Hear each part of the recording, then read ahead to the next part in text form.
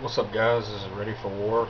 I'm doing a review on the Springfield model 1911 A1 milspec 45 ACP. Um, by the way, I'll put these down here. Yeah. This is I've had this gun for over a year now, maybe close to 2 years. Probably close, yeah, getting close to 2 years. I've put thousands of rounds to this gun. I've never had any kind of problem or hiccup. No failed feeds, jams, failed jacks, well, I did have one double feed.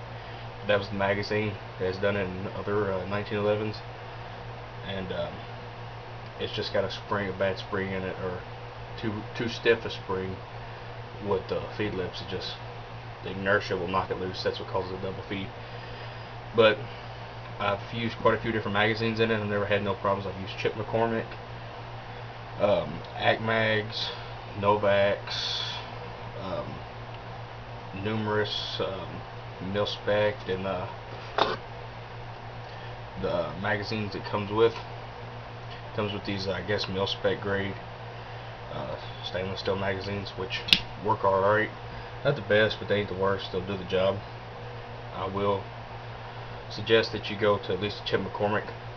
Chip McCormick's good mags. Their springs ain't as good as some of the other ones, I think, because I've had failures in them, but they're not bad. I'm just the regular ones, the 8-rounders. Anyway, it comes with these style grips on it. Well, the model I bought had this style grips on it. It's like a Cocobolo, kind of a cherry type of look to it. They're real good grips. I've just decided to switch it up and go to these. That's which I think I'm about to order another pair of grips that's got like black with texture on it, and it's got like an inlaid cross. Looks pretty good. But onto some of the features that this gun has. I was gonna buy a Springfield GI, but I didn't want the OD green one at the time. The main reason, I've owned a lot of other guns. I like Springfield, so I wanted to buy one of these. And I really like the GI models.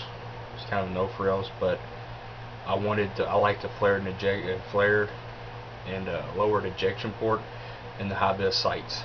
Those were needed to haves on the 45s I buy. Well, the newer ones anyway, or some of the more expensive ones.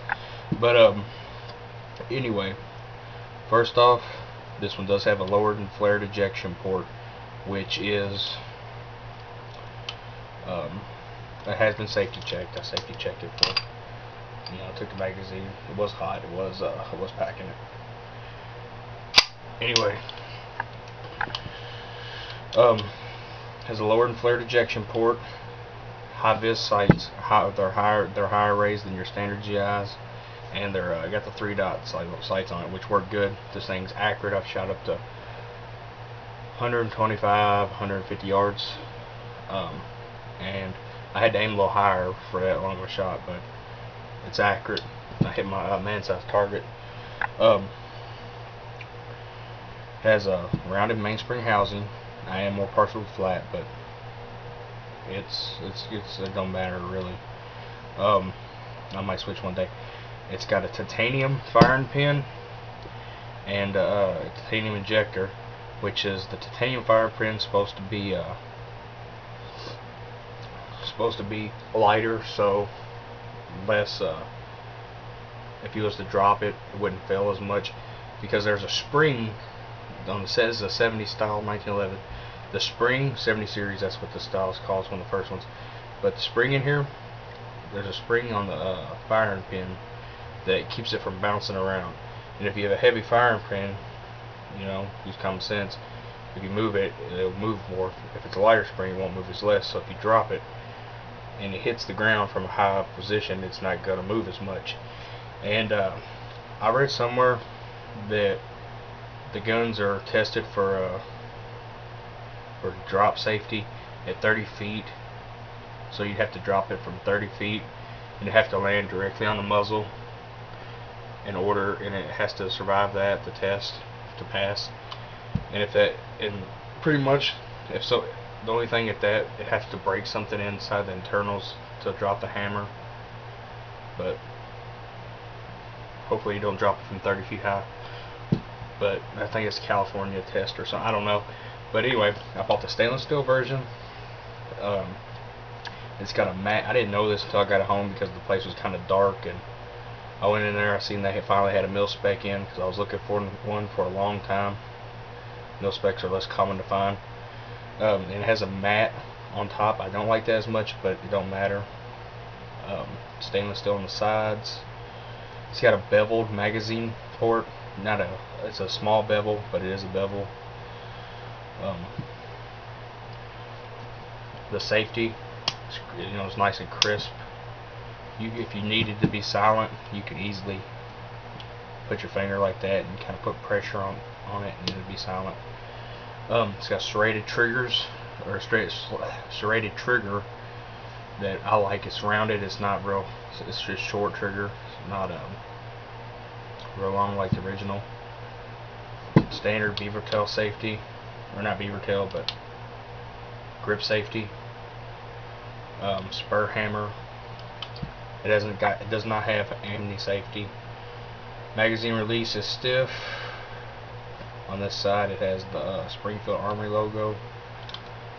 This side, model 1911 A1. It comes with 2 magazines, just like this. Mine had these grips on it, and it also has a set of black grips that come just plain Jane, nothing on them, checkered, double diamond, black grips. And it comes with a crappy gun holster. It's made out of plastic, probably high impact pack something, that it doesn't clip on, it just slides through your belt, so it's kind of harder to put on. You gotta take your belt off every time you want to take it off. And a real crappy magazine holder that's got I think maybe both of them have these Picatinny rails on the side for clipping accessories, which I find kind of pointless because this gun doesn't have accessories. I would rather them take out the crappy holsters and upgrade it to better magazines. Comes in a nice hard case. I would get it out, but I have to dig it out with a nice foam. Guess that's it for this review. Thank you.